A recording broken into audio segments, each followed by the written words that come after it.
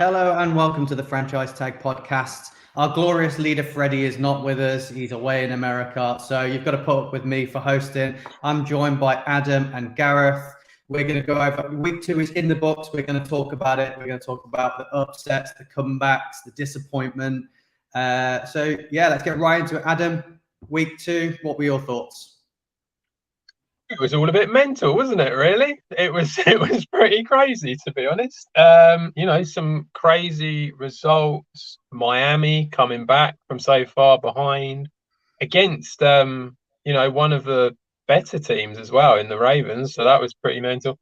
The Jets coming back and winning, that's another one that was just insane. The mighty Joe Flacco there. I don't think anyone saw that one coming when they were about 14 points behind or plus.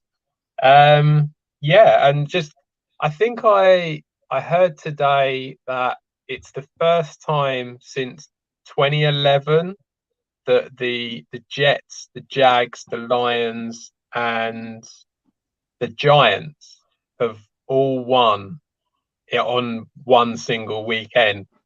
And just maybe, we might be starting to see a bit of a turn of fortune for some of these teams that have been struggling for a long time. Or maybe it was just a complete fluke. Who knows? But you never know. Who knows? And Gareth, you've got to be really happy with week 2. Obviously, your Eagles look quite impressive. Did you have a good weekend? Yeah, no, to be fair, you can't complain. We were up against a team that, having watched them beat the Packers, was supposed to be one of the best in the conference, and yet we made them look very average for most of the game. I think Jalen Hurts probably had a perfect half as a quarterback. The yardage, the runs, I don't think there was.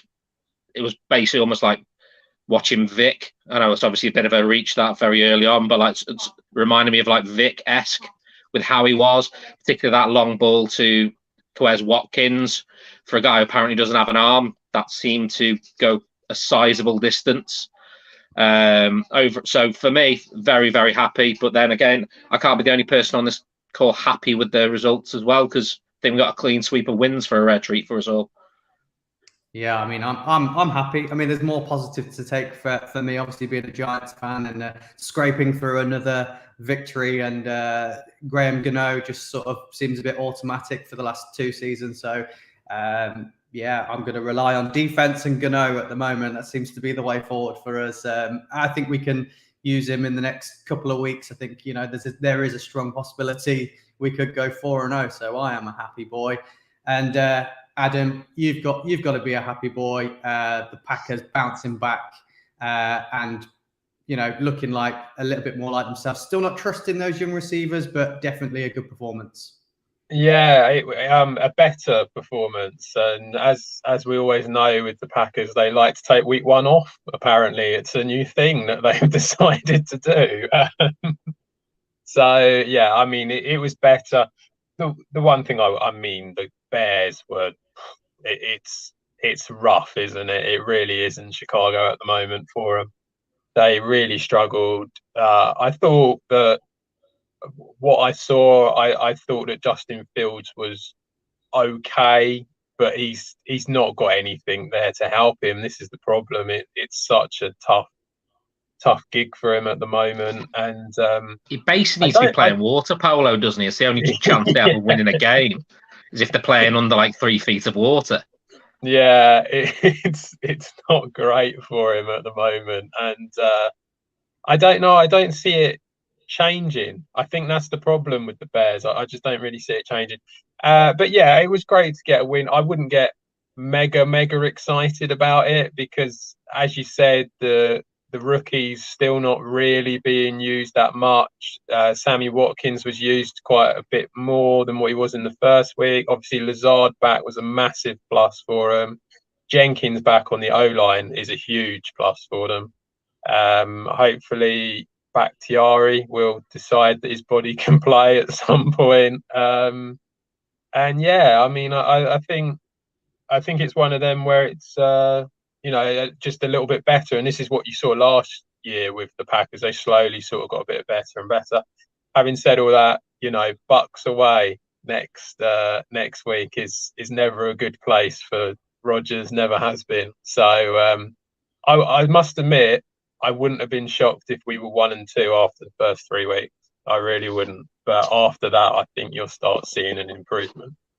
Well, to be fair, they are minus a key wide receiver, the Bucks, due to the suspension of Evans, and they've gone out the way to basically sign a veteran to the practice squad in a player that most people heard on Cole Beasley. I suppose is not too bad as a player to be bringing in, but from the cold to know the playbook and to change a team, I think you've got to be going into that game as the favourite with actually having a team that has its full complement, as opposed to Brady kind of almost having a patchwork team around him at the moment. Yeah, I mean, so Evans is suspended. Julio Jones missed Sunday because he was injured, so we don't know if he's going to be back. Chris Godwin will probably miss the game. I know is it a hamstring injury? I think he's got. So that's something that is, it's a niggly injury. It's not something they come back quick from. I mean, that's your first 3 wide receivers. The one thing I would say is what we saw this weekend is that if history tells us anything, then it kind of, it tends to happen again and again. And Rodgers has always struggled in that one. So I wouldn't. Yes, we probably should be favourites because we're actually, got most of our team fit. But even still, he struggles a lot in that stadium. So I don't know. We'll see what happens. But I wouldn't say I'm 100% positive on it, I must say. You say history always is a key thing for it. Brady got the win against the Saints, so he's already managed to tick one off of his list, and maybe Rodgers can get one back. And for the Buccaneers, for me, week 1 and week 2, they've really, really, really struggled to put points on the board. They didn't put any points on the board till the 4th quarter. I know it was a bit of a brawl and a bit of a battle, but they look like they're struggling, and the Packers defense is no joke, so it's going to be a struggle for them to put points up. So I'd probably favour. I think the Packers should be favourites in that. But that's our teams. That's our success. We all got to win. But let's move on to some of the other teams. Gareth, is there anything really standing out from week 2 that you'd like to bring to the table? Someone that we traditionally don't really talk about, as we mentioned earlier, some of the underdog teams actually getting wins. Like, I was up in the air, but I was going to talk about Detroit or the Jags. But do you know what? I'm going to throw it out and go with the Jags this week. I know they're playing against a Colts team right now, which seems to have gone from being a team that people are thinking for the playoffs to suddenly being a team that people might be thinking is one of the worst in football at the moment. But they just dominated every aspect of that game. Between Trevor Lawrence actually looking like the quarterback that was supposed to be drafted in the first place, which the thing from my point of view, and I've got a bit of soft spot for Doug Peterson anyway, because he was the former Eagles head coach who finally delivered us the Super Bowl. And you almost start thinking, is he finally the guy who's going to get Trevor Lawrence playing as this elite quarterback that we were all hearing about? And end of the day, I look back to what Doug was like with a young Carson Wentz when Carson came through, and he turned him from being this quarterback to almost have an MVP season. Now, I'm not saying that's in the future for the rest of this season, but I do think they're a better team than most people give them credit for. I think don't get me wrong, they're not going to set the league alight. I don't think I'm not going to claim they're going to win the division in any way, shape, or form. But I do think that they are going to be competitive this year and will surprise a few teams. So that's basically who I want to talk about. And I just want to know what your guys' thoughts are. Adam? Yeah, I mean, I was going to, the Jags was kind of one of the few topics that I was going to mention. They look really competitive. That's the word I think is definitely they've been missing that over the last few years, and I feel like they're competitive now, and that they've got a chance. I do feel like it might peter off a little bit in the next couple of weeks. I mean, I just had a quick look. They've got to play the Chargers next week, and then they've got the Eagles, and they're away to both of them as well. So, I mean, that's a tough couple of games that they've got coming up. But, you know, they do have the Texans. They do have the Colts again, who seem to be struggling. They've got the Giants, who I know are 2-0, but, you know, it is a little bit like the points that the Giants are putting up are not necessarily massive game-winning totals. So if the Jags can get on a bit of a run, then there is that. Again, they've got the Broncos at home. You know, this is another game where the Broncos it's not quite working at the moment. They could get something from that and they're going to be in London as well for that game. So it's like there are games there that are winnable for them, and they look competitive and they look solid, and the defense looks, we've always come out and said, oh, there's a couple of good young players on that defense. I think bringing Trayvon Walker on has really made a big difference to that D-line and has really helped them out a lot. So yeah, I mean, they look like they can do something in the defense, and offensively, as you said, Doug Peterson, he's a bit of a quarterback whisperer that we've known for a little while now. I think that certainly is going to help more than whatever Urban Meyer did last year for Trevor Lawrence. And they're always going to go for it on fourth down as well, because that's always been his style as well. Exactly. They're always going to be interesting. Yeah, absolutely. So I think that's definite that they've got that in the locker where they're going to be that bit more aggressive. They're going to do more. Obviously, we kind of know that there's a bit of almost like a Jacksonville tax when it comes to bringing in free agents and then costing them more money. But they have brought in some good players. These guys are not bad wide receivers. They might not be the best in the league, but they are decent wide receivers. Christian Kirk was at Arizona. Yes, they're paying him an insane amount of money, but he was at Arizona.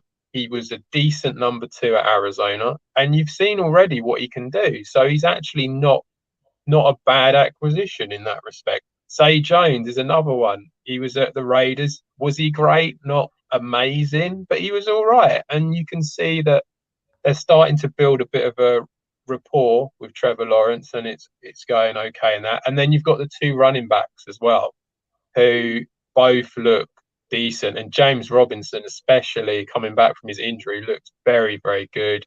You've got Travis Etienne, who it's his first couple of games that he's played in the NFL because of his injury last year, but he looked okay. He didn't look awful, but he wasn't amazing because obviously James Robinson was taking some snaps as well. So yeah, they look like a team that, I think the thing is, it's a very low bar. I mean, they were sort of at the bottom of, being the number 1 pick for the last 2 years in a row. But there's progress and there is improvement. And I think we'll find that they won't be getting the number 1 pick this year. There are many more worse teams. They are top of their division right now too, which is obviously a rare treat for them. You forgot to mention when you were talking about teams they've got to play, you didn't say they've got to play the Titans twice, and the Titans look pretty poor at the moment. They are struggling to distribute the ball at that team. If Derrick Henry doesn't get it done, it doesn't get done. But yeah, the Jags, let's give them a bit more love. I mean, Doug Peterson said the main reason he went to the Jags is because they had Trevor Lawrence. It's what he wanted to do. It's who he wanted to go and see. And starting off 8 for 8 and a touchdown, it's just great steps. And I can't help but think that this team does remind me a little bit of the Lions last year. They're putting points up on the board. They've got some nice pieces on the defense. Yeah, like Adam said, they're not going to win every week, and they're going to struggle against the better teams. But like we saw last week with them, they were really competitive against the Commanders. They were in that game all the way to the end. They've got a win this week, and they shut the Colts out. There's lots of stuff to build on, and they're slowly becoming a team that you go in, you know what, I wouldn't mind keeping my eye on that game and seeing how they do and seeing if there is a bit of a culture there that, like we've said with the Lions. So there's a bit of a likability factor with them, and I think they're, yeah, if they look competitive in games, they're just going to grow from that and be a better franchise going forward. So yeah, bit of love for the. Well, I for even the watched them in week 1 a little bit when they were against the Commanders, and they were very unlucky in that game. They had the game in their hands. They could have won that game. And again, they just couldn't get it over the line, which, as you mentioned, a bit like the Lions last year. How many games did they almost win last year? I think for a team that has been so poor for so long, like you think back to how they went from the AFC Championship game to literally late early round pick again, literally within season or two, to I think their fan base just wants them to be competitive for, at least for a bit, because their fan base definitely deserves it, because they've got some real passionate fans in Jacksonville, and they're a club that's obviously got a bit of a soft spot for UK fans as well, because obviously we've seen so much of them, and they are a team that I say I've duvaled many a time after a few drinks, and it's one of those where they are a team that I will admit I've got a bit of a soft spot for, but it's a team that you do want to see do well just because of how often they're over here as well, and they seem very much commit to the long haul to the UK as well. So they are a team that we selfishly in the UK we want them to do well, because it means we get a better standard of team playing here, which can only be a good thing for us fans here in the UK. Yeah, definitely. Fully agree with that. Adam, for you, what was your thing that you'd like to bring to the table from week 2? So the thing that I want to bring is, what are we going to do about Josh Allen? Like, what it is taking the man is it's Erling Haaland in the Premier League. That's what it is. What the hell are we going to do with this guy? Because it's taking the mickey. He's too good. Something needs to happen. The Bills have put up, is it 31 in the first game, 41 in the second, 72 points, haven't they? And conceded 17. Yeah. In 2 games. It is ridiculous. And I know that it's not just Josh Allen. I know that the O-line obviously is keeping him upright, and he's got some phenomenal receivers there. And that defense is ridiculous as well. It really is, to be able to keep them down to 7 points, and the Super Bowl winners last year down to 10. I think that's something that we forget, that they went into LA first game of the season and embarrassed the Super Bowl win. They really did. And now I know Tennessee they don't look great, but at the same time they were the first. They were the number 1 seed last year in the AFC. They destroyed them.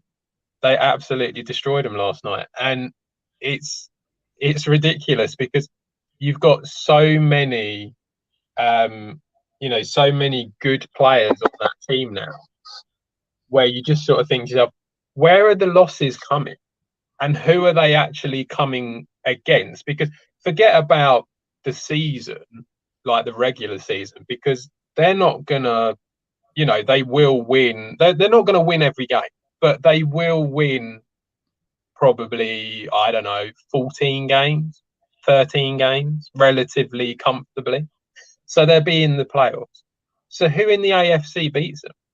Because I don't think anyone in the NFC in the Super Bowl beats them. I just don't think anyone's strong enough. So it's got to be someone in the AFC. Are we literally hoping that Patrick Mahomes and the Chiefs can do what they did last year? Is that all we're hoping in a bid to stop them? Because it's mental.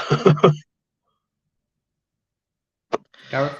See, from my point of view, it's one of them where you kind of got to be lucky as well as a team, and you've got to rely on not getting too many injuries. Obviously, Gabe was out last week, and yet still didn't seem to affect them, because someone else just steps up. So you kind of got to get a little bit lucky with injuries.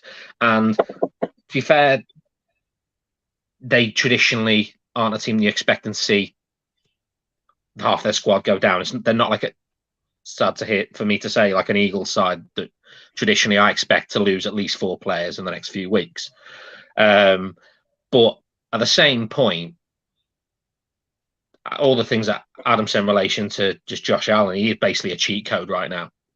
Like him to Diggs is basically automatic 6 points. Like you just see every time he seems to throw it Diggs' way, it seems to be a catch for a touchdown. It, like, how don't get me wrong, I don't think the Titans defense helped at all. I think that they're quite young and naive. I think a lot of the players that were on them, I think they did leave an awful lot to be desired, that defense. But they did the same thing the previous week to the current defending champions. They made Ramsey look. It was kind of embarrassing, some of the things that Ramsey was left exposed, even right down to simple things like them noticing that Ramsey doesn't swap sides of the field. So they just would move Diggs to the other side so he wasn't going to be guarded by Ramsey. Like, it's not revolutionary stuff, but just noticing things like that and being that smart to think, hang on, let's get away from probably their best, one of their best defenders. Let's get away from him and free up Diggs for whatever. But even when he wasn't, they still kind of embarrassed Ramsey with some of the other things, that some of the long balls that he literally was fell foul for and that kind of stuff. So I do think right now they are ridiculously hard to stop. I think Kansas City is probably your best bet. There's no one else I can see from the NFC, as much as I'd love to say a certain team in the NFC right now. There's no way we'd stop them, I don't think, right now. They're just, you need them to have an off game at the biggest game of the season, basically. You need either injuries or for them to literally just not turn up. The pressure to get to them at that point. But it doesn't seem like pressure affects Josh Allen at all. Like, he's just an absolute monster. He's got a cannon of an arm. He's loves a good tough run. Like, how many scepters has he got? Is it 4 now he's got on the angry runs from Good Morning Football? Is it 4 of them he's got? So he literally is just an absolute beast. And you combine that with the rest of that team, I just can't see how they get stopped, other than the Chiefs getting them one night where they literally outshine them just. Yeah. See, I don't even think that injuries are going to do much, because unless it's to specific players, mainly Josh Allen. Yeah. Like, I think Diggs as well as another. If Diggs went down, I think they would, because as much as I know you got Gabe there and stuff like that, but I just think that Diggs is just that too as a combo. Like, I know he doesn't get mentioned when anyone talks about top 5 wide receivers in the league, which I don't get at all, because for me he's in there. He is top 5 for me, and yet I think if he goes down, that changes the dynamics of the team a lot. But how often does he go down? Yeah, this is a conversation that we've had in previous years. This isn't a new conversation really with the Bills. I mean, don't get me wrong, I love them. I'm on the bandwagon. I want them to do well. I want them to get over that hurdle and finally get there. But last season we were saying how good they are, how Josh Allen's a cheat code, how good he is. But when it got towards the end of the season, towards the end of the month, going into the playoffs, we had the same question marks over them of they've got no run game. And when it doesn't quite happen with the passing game, they've got nothing to fall back on. And they didn't again last night. There was next to, I know the passing game was so good, but there was no run game whatsoever. I mean, they got a bit of garbage time from James Cook, didn't they? I think he had a big 33-yard run. Bar that, Singletary under 20 yards, Moss under 20 yards. Josh Allen didn't even run with it. Are we going to be saying that come week 15, 16, going like, oh, can they go all the way because there is no run game? Because we said this last year. It's my only concern with them. I'm the same with you guys. I don't see who's stopping them. They've got a very, very tough run of, I think, 4 games coming up, haven't they? Have they got Miami? That'd be a good test for them. Yeah, so they've got the Ravens. Yeah, they got the Dolphins, Ravens, Steelers, Chiefs, Packers as their next 5. But I mean, you're talking about a Dolphins team that's just given up 38 points to the Ravens, a Ravens team that's just given up 41 points to the Dolphins. The Steelers defense without TJ Watt, because he probably won't be back in time for that. Obviously, the Chiefs is one that we're saying is going to be tough. And then the Packers, where okay, the defense is decent, but I don't think the Packers offense is going to be strong enough to keep up with them. I mean, it's the Chiefs. That's the only one I see, and even then, I'm not 100% convinced. See, you're selling me more towards my Eagles now when you're talking about the lack of run game. Like, we've got some pretty good cover at the back there. Slay just literally obliterated. Come on, the Eagles now stand a chance based on this. Lack of run game. There's no team that has a better run game out there than us. Okay, I'm joking, obviously. It is literally, for me, the Chiefs or nothing. You say that, but there was a game on the first game of the week for week 2, the Chargers versus the Chiefs. The Chargers were actually, stats-wise, all the points that matter, bar the score, they were the better team. They had, I think they beat them in every single line you'd probably want them to, bar the final score. Other than that interception, they were the better team. It's just the Chargers being the Chargers. I was going to say that. Isn't that just not the story of the Chargers? It's the Raiders for Adam. It's the Chargers for me. I say they have the best team. They have all the everything they need. They just can't win games. But for me, they were better than the Chiefs in that game. And if that clicks, they could be a team to watch over the Chiefs. I think they were unlucky to lose that game. Yeah, see, the Chargers are. Sorry, go on. I think the Chargers are one of those teams that they've got everything in their arsenal that you would want. Like, for me, the fact that Herbert gets so lauded and said how great he is, yet the team doesn't win games when they need to. And I know there's other factors in that, but you look at other quarterbacks who literally get said they're not good enough when their teams win games. And yet, when it comes down to him, if they don't make the playoffs or at least do well in the playoffs this year, I think it takes a lot of the shine off Herbert for me. Yeah, he's good at getting your stats, but then there are other QBs that are very good for fantasy points, but they're not going to go off and ever do you anything in regards to winning anything of merit. And he might become one of those quarterbacks that if you're playing fantasy, you draft him every year because he's going to get you loads of points week in, week out. But is he going to be that guy gets you over the line and wins your game? So far, I don't think he's proven that too often, where you need a touchdown to win a game. Is he going to be the guy who does that? So you mean he's Rivers? Well, yeah. But that's the problem that he's currently got at the moment. The fact that they've got no excuse not to to make the playoffs and at least be in contention for the divisional round or even the championship game. It's just the fact that they don't seem to be able to get over that line. And that's an element that they will need to get through and get past that. Otherwise, as I say, he will become one of those quarterbacks that you'll get. If you're doing fantasy, you'll have him because he'll get you loads of points. But as a fan, it'd be quite infuriating, I think, to never get to the big games. I think he will. I think he's good enough to get there eventually.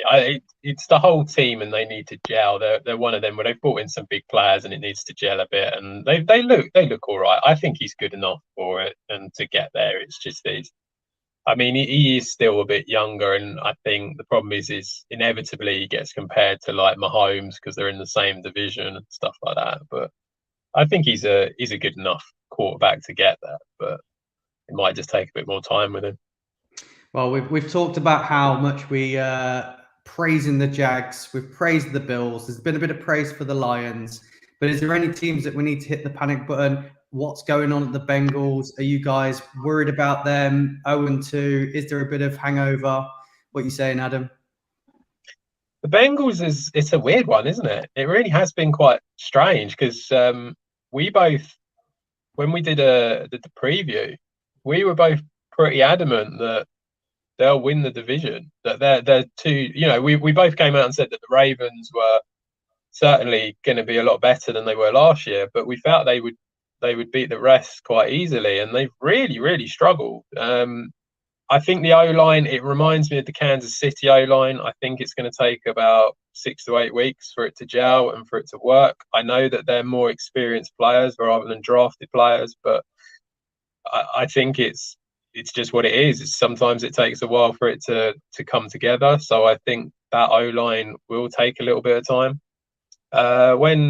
When it does, I think you'll see a big improvement. But at the moment, it's not looking great, and a lot of it seems to be from the O-line, because it's just Burrow just can't stay up long enough half the time, and that's the issue with it. But yeah, I mean, we had someone ask us, should we be officially worried about the Bengals? And I think it is starting to get to that point a little bit. I'm not too sure who they've got to play next, but yeah, I mean, it's not looking great, and they've just lost to the Cowboys, and Cooper Rush as the quarterback. It's not great. So yeah, I don't know if it's too late for them. It depends who they've got. I'm not too sure who they've got in the next couple of weeks. I think what's concerned me is the fact that last year the biggest problem was their O-line letting too many sacks. It was one of the reasons they lost the Super Bowls, because of how many times Burrow got hit, and yet they've got worse this year. And I know you mentioned they'll take time to gel and stuff like that, but that's what you have pre-season for. That's what you have these camps where they get other teams into share camps with. It's to work on these kind of things. And like, isn't he on track at the moment to be sacked over 100 times this year or something like that if it carries on at this rate, which is an obscene amount. Like, he already got the most sacks to still make it to a Super Bowl last year. Like, I don't know what the record is, but he's surely on track to be the most sacked quarterback in the league, and that can't be good for his long-term health more than anything. Like, you've got this franchise quarterback there that you could basically be ruining by not protecting him.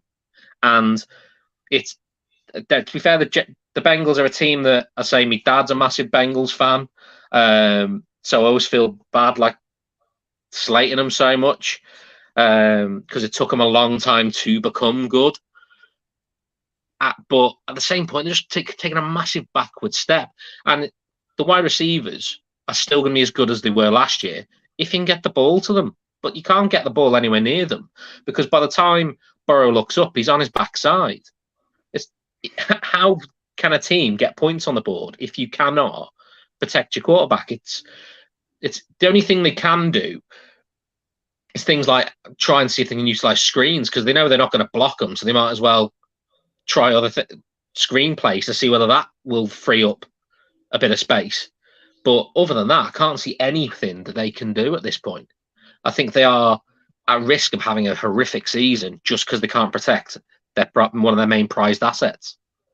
Yeah, they've got the Jets next week. So if they don't win that one, I think it's panic mode for them. And that, despite the fact that the Jets look good, you've then got Miami, Ravens, Saints.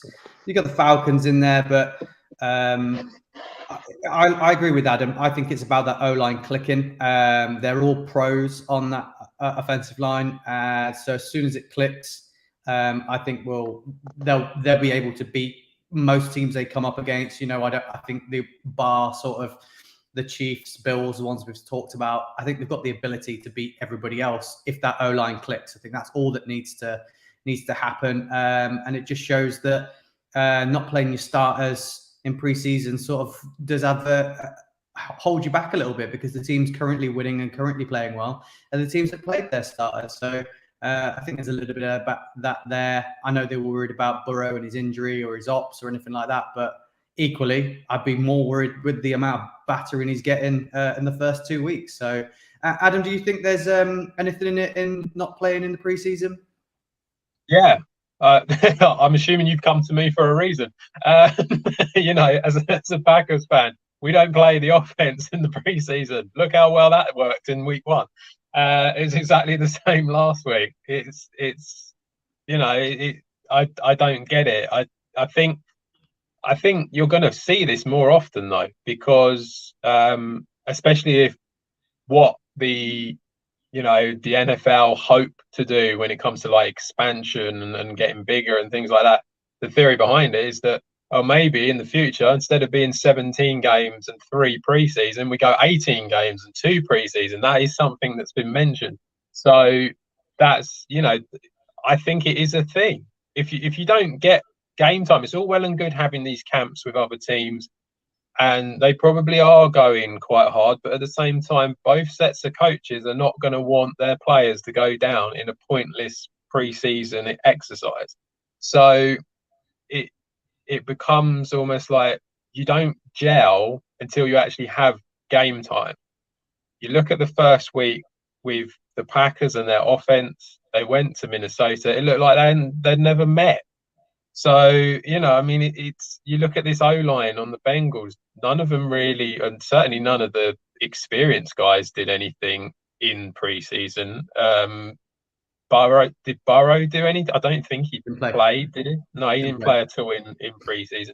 So I think it is a big thing. And like you say, you look at some of these teams. I mean, we've all seen with the Lions, haven't we? And on Hard Knocks about how in these preseason games, Swift was getting a little, not a lot, but a little bit of action. Jamal Williams was getting a bit. So, the Aiden Hutchinson, I know he's a rookie, so he's probably more likely to, but he was getting some action as well. And look how well they've started. I mean, they were a bit, they played well against the Eagles and you could argue, were a little bit unlucky, but, they were so far behind, they couldn't sort of catch it up. But it just goes to show that I think a bit of preseason, them actually playing a proper preseason game, I think is more beneficial than any sort of training that they do. And it's just, a bit of I think it's a big thing for a lot of these teams.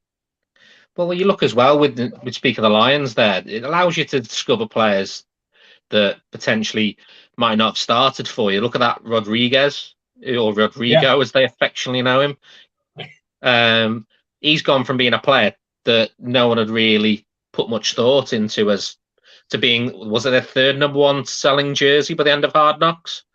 Because of obviously the hype they were giving him. But it allows, and then because he's played quite regularly, he was already up to match speed when it came to the first game of the season.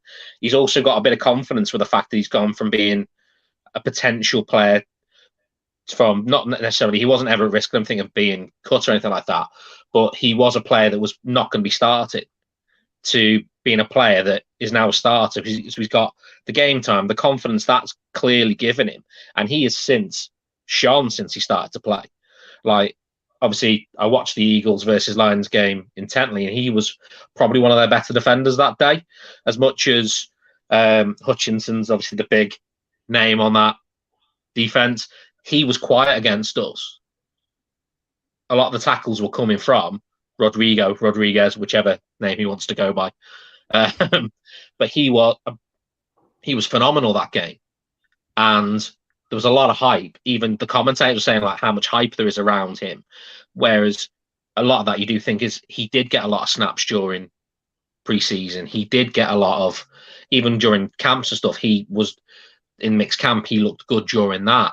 And for me, he's a player that has shone because of that kind of preseason getting snaps that he might not have had otherwise. Now, there's 2 other teams I probably would like to bring up, but I'm going to keep them quiet for a little bit because I think we bang on the Raiders quite a lot, and they're 0-2, so there's difficulties there. And I think the Colts fans have already been through enough, let alone us saying what's going wrong on there. But there's one other team I'd like to talk about and their struggles, and I'm not finding it's clicking quite yet, and that's the Broncos. They look like they're really struggling. There was a lot of hype about this team going into the season. What do you think's not clicking and not working there, Gareth? It's an interesting one because, as you say, because they don't seem to. If we go back to week 1, for example, like I don't get why you don't pay. Well, you're paying a quarterback the money they're paying him, and then decide to go for a field goal there just doesn't seem to be much confidence in the play calling at this point in time. I know they all talk about it being everything's fine, there's no problems, we're happy with the play call. It just seems a bit odd, some of the play calling they're doing. They don't seem to have fully clicked as an offense yet. And I know obviously a QB going into a team can have that. If it doesn't always gel straight away. You can say similarly with the Colts about Matt Ryan, hasn't necessarily gelled there straight away. But for me, they don't seem a cohesive unit. Didn't Judy go down as well in that game, which wouldn't have helped them?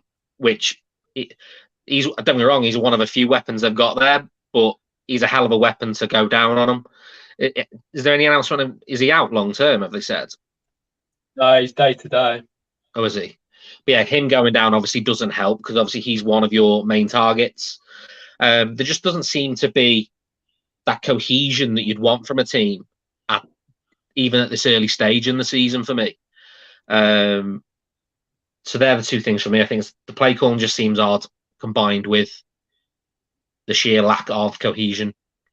Now, before we go to Adam, because obviously he's probably got a lot to say about this, I'm going to put my 50p in first so you could rebuttal it. I think the main issue is Nathaniel Hackett. I generally think he's out of his depth. I know new head coach, not done it before, but play calling, clock management, timeouts, they're wasting them massively. I think he's a bit out of his depth, and I think they've got to do something quickly. Like I was last season when I was like, Jason Garrett needs to go and go quick. No, it's head coach, and you're going to give him a bit more time. You know him probably a little bit better than us because of his time at Green Bay. But do you think that he is the problem, or do you think Russell and being a bit older is the problem? What do you think? So what I remember is that basically Nathaniel Hackett did make some of the calls in Green Bay, but it was predominantly LaFleur who ran that offense. LaFleur and Rodgers, surely. yeah, obviously. But like, I mean, I said, does anyone call plays for Rodgers? Doesn't he just walk out there and do what he wants? Well, yeah, basically. But on the coaching side, it was predominantly LaFleur. I'm not really in much disagreement with you when it comes to that. I do think that he hasn't necessarily had loads of experience when it comes to play calling an offense. Obviously, he has experience with dealing with a top quality quarterback and talking to him and coaching with him and stuff like that. But yeah, I mean, you do have to question that call at the end of the previous game in week 1, where you just sort of think, why did you pay him the money? What did you pay Wilson the money for if you're going to do that? It's a strange one. If the field goal was like 40 yards, then maybe fair enough, sort of thing. But it wasn't it meant like 64 or something like that? It was. I think it wouldn't have been his record kick or something. Yeah. At least it's one of his highest. And on top of that, his ratio, once he gets past that, was really low. I think didn't I see it was some in the 10s or 20s percentile when it comes to like his percentage of making kicks from that distance. It was just a really odd call, and it just, as a head coach, surely you go out there to win games, and you go out there to be aggressive. Like I mentioned, there's no way Doug Peterson from it would have made that call. No. Like, I know obviously he has his faults with the point where he's too aggressive sometimes, where it's like 4 and 10, we're going for it. No, calm it down. But at the same point, there's no way he's making that call. But then that's the reason he's a coach that's won a Super Bowl as a head coach. Play call like that. Yeah, I agree. Yeah, I think it is. You need to know when to gamble and when not. And I think that's something that with Nathaniel Hackett, he will, if given time, he will learn. I think it's that simple. It's just maybe he's not quite up to speed when it comes to doing that sort of thing at the moment. we said I put in the preview that I did. I don't think this is the year for the Broncos. I really don't. I think they need this year to gel everyone together so that then they can progress in the future. I think, you've got Wilson on a contract now that's, is it 6 years, something like that? So you've got him for a long time. Nathaniel Hackett signed a contract for a long time. I think it's not something that you can just expect to happen like that. It just doesn't work like that. And so, whereas I think in last week's program was very much it's only week one. I think this one is they need time. I think that's what it is. And I wouldn't expect a massive amount from them. I don't expect them to come last in their division, but I don't expect them to be taking on the Chiefs or the Chargers, really. No. Now, last week when we did the show, Freddie ended on talking about which player was his highlight of the week. I think we'll go back to that. I thought it was a nice little touch. Gareth, who was your player of the week in week 2? Well, could I first go back to my, not necessarily player, but my favourite moment of the week? Go on. Was the Raiders fans celebrating far too early with bottles of the magnums of champagne. That's my favourite moment of the week. From a selfish point of view, my player of the week was Darius Slay. Yesterday, there was a certain wide receiver that was supposed to come in and completely destroy the Eagles yesterday, and he left the game with one catch for 7 yards. He was just everywhere. Like every time there would seem to be a ball being thrown by Kirk Cousins, it seemed to be heading towards big play Slay. Even to the point where there's even been, I saw a meme go out yesterday, early on this morning, basically going with Kirk Cousins looking like a throw and going, I'm sure Slay's somewhere. Which is just because of wherever he seemed to be, and that was the catalyst, I think, for that win, because we literally kept them out of the game, and wherever he seemed to throw the ball, Slay was there. So for me, selfishly, but if I had to choose one that's not an Eagle, because I'm sure you're fed up of me talking about the Eagles at this point, it is Hutchinson at Detroit Lions. That performance. I know Carson Wentz has nightmares about getting sacked at the best of times from his days at the Eagles, but the amount of times, if it wasn't necessarily sacks, it was the pressures. So either way, I'm choosing a player on the D side of the ball, I think. Can I guess who Adam's going to say before he says it? You ain't going to get it, but go for it. The one thing I would say, the one thing that I found, the Raiders fans just going crazy early was quite fun. But the other thing is, there is a photo going out where I can't remember the defender's guy's name, the Arizona guy who picked up the ball and got the final touchdown, and he's celebrating in the back end, and all these Raiders fans just look really depressed, and there's just one solitary guy just standing there with his phone, just going like that, going, damn, just texting someone how upset he is. That game seemed to generate all kinds of stuff. That was even right down to someone described that run, the run basically where for the 2-point play was basically like watching a kid who'd stole his mum's phone, trying to avoid it. Yeah. Like, it was just spot on, because it was just the way the run and everything about it. It was just one of those plays that you think, surely he's going to get caught now. Oh, any second. Right. At some point, he's going to get tackled here. Did someone say he ran around for 80 yards before he went in? Yeah. It was 80 meters, I thought I heard. It was something like 80 meters he'd ran for, which is ridiculous. So who am I picking? I thought you were going to say Amon-Ra St. Brown. I thought that might be your guy. But okay, that would have been a good show.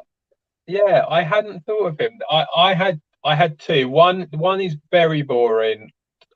It's also because he helped me win my week in fantasy. Tyreek Hill, I thought, was just ridiculous, and the 2 touchdowns was just crazy. And it's really annoying to Gareth because he traded me Tyreek Hill, so I thought I'd throw that one. I should have guessed that. Yeah. Just to rub it in. No, the one guy I'm going for, I know that how much Freddie doesn't like this guy, or it feels like he doesn't like this guy anyway, but we have to give Joe Flacco some props for coming back from, what was the score? Was it 30-16 or 30-17? With hardly any time left on the clock. It was less than 2 minutes, wasn't it, they had? Yeah, throw a touchdown very quickly. They get the ball back from the onside kick, and then he does it again. And we're talking about a guy who was a really good quarterback and is now kind of more of a statue, but suddenly came to life on Sunday. And I think he did. You're not going to see much of that. So I've got to put Flacco in this time because it ain't going to happen again this season. Well, that's quite a nice little segue into my favourite player because mine was Garrett Wilson. This guy, before the season started, after preseason, all of that, he was listed as the 4th string on their depth chart, being a first-round pick. A lot of hype out of Ohio State. Everyone was talking about him, and then all of a sudden, they were talking that he wasn't good enough. He wasn't going to quite make it. He couldn't even get into that trio in the Jets team. Week 1, he was good. I said he'd be good this week after watching him, and he went out and put 8 catches, 102 yards, 2 touchdowns. He showed he can be that wide receiver 1, and he is a rookie. I think that's really good for him. I'm really proud of what he achieved, and I really hope he grows on that. So for me, he was my standout one to watch because, Tyreek Hill, it's not something we haven't seen before. So, that's a bit of an obvious one. But he's well known as being quite a good player. You'd be a fool to trade him in any draft. But yeah. Before we go, Adam, did we answer all the questions? You said we had questions. Did we nail them all prior? So we did one about the Bengals. Someone asked, can the Giants go 3-0? After the weekend against the Cowgirls, is that possible? Yes, that's an easy one. I think we can get a victory in that one. I said I think we can go 4-0. And finally, is the AFC West not as good as everyone thought it was? Gareth, do you want to take that one? See, I saw that one earlier, and for me, you've still got because a couple of teams had a slow start doesn't mean that it's not a good division. Like, and we're pretty sure we've spoke about 2 of the teams already, saying about being potential teams to potentially stop the Bills. So I think it's safe to say, don't get me wrong, I think that we expected all 4 teams to be good. I think is the come down. We expected all 4 to be good, and it turns out they're not.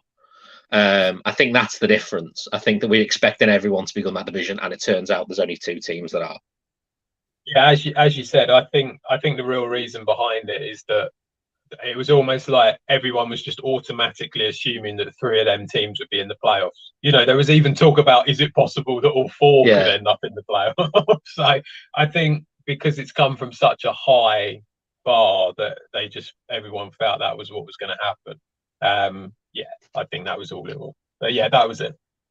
So to be fair, just want to throw a question. Who was going to win the AFC South? The way that's looking at the moment. Who's that?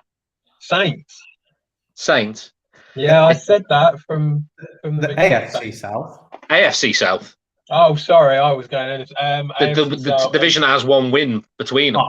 I think the Colts will still win it. Do you? Mm-hmm. Well, I suppose they haven't really fallen behind much, have they? No. When Jags top the division with 1 win, it's not a great sign. No. Yeah, I think Colts. I mean, we all said Colts, didn't we, at the beginning? And I think eventually they'll turn it around and get there. Like I said, I think the Jags are competitive. I just don't think they're good enough to do much now. The Titans just don't look great. I'm not fussed with that. I hate to say it, I really do, but it does feel a little bit like Henry's starting to slow a little. I don't know if that's just because of the team around him, but it does feel a little bit like that this season. See, I don't think that's the case with him. I think the fact that you're literally bearing in mind, I know week 1, the Giants, he was his first game back. Sometimes, but then week 2, he is up against that Bills defense. I think let's see him against a normal team defensively, that on a normal week, not like week 1. It might have been more the game script where they were just so far behind that you have to throw and stuff like that. So maybe it is more that. But I don't know. And then I've completely forgotten who the other team is. The Texans. Yeah. Texans, yeah. Yeah, they're not very good. Forgettable, aren't they? You know, I think that's what we can say about them. Well, that's all we've got time for, guys. Thanks for joining me. We're going to have more shenanigans on Thursday with fantasy stuff, so don't tune in for that. Then me and Adam will be back on Sunday for the preview show and all your betting needs. We had a couple of big wins in the betting, Adam. You got to get back into the swing of it. Gareth is a yes, we did, Adam. So make sure you tune in for that one. Adam will make you a millionaire before the season's out. But thanks for joining us, guys. And we'll see you soon. Cheers.